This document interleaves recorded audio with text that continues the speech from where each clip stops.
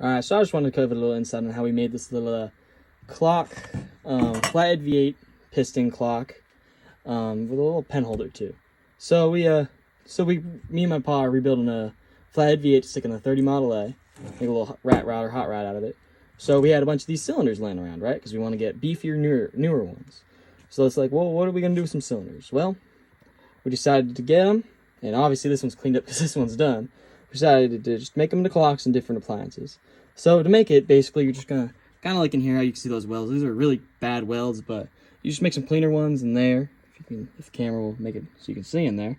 And so it just doesn't wobble around like regular piston would. And then for this one, I took a grinder and I just like made that flat, so it's not going to fall off on the table.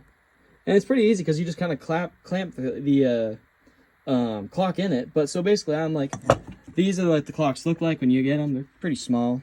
Hands are filthy, which is probably not good for touching the clock, but pretty small. I think they're 2 5/8 or 3/8. So they're pretty small, but it's like, you know, I was thinking to myself, and I was on my computer, and I was like, well, I don't like that clock face. It doesn't look very car related, you know? So I decided to Photoshop one of these little clock faces, and for this one, if you can see in it how I cut it and then put it in there. And then when I stuck it in there and clamped it down, the clock kind of moved back and forth, so I stuck, and you can see it there, kind of on the top and around the edges and stuff, how there's a piece of electrical tape. And so I made that and kind of like wedged it in there and kind of clamped it down and stuff. And it turned out great. I decided to leave a clear coat out for this. My pa was saying, hey, you should put clear coat on it, make it really pretty. And I was like, no, I want that kind of rustic look, you know?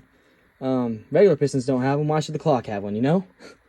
But yeah, I just wanted to say a little insight on how to make one of these in case anyone wants to make one. If you can get a piston pretty cheap, like just one for a side, you could probably, clocks cost about $10. The piston, you could probably pick one up for 20 or less, depending on where you're going and what kind of piston you're doing. Clock faces are pretty easy to make too. You just kind of know how to, you need to know how to Photoshop. But yeah, let me get a close-up of that clock so everyone can see it. But yeah, I just want to give a little insight, because I saw these online. I was like, oh, this would be awesome to make. Let's make one and then make a little video about how to make it and stuff. But yeah, simple tools you need. Welder, 5/8, I think that is. Nut on the top. And yeah, it's pretty much all that simple. And it's nice too, because I stick this on the desk and it's like, oh, what's the time? Awesome, it's 5:45. And it's like, oh, I need a pencil or a pen. And just grab a pair of pencil off of it, you know? It's great. But yeah.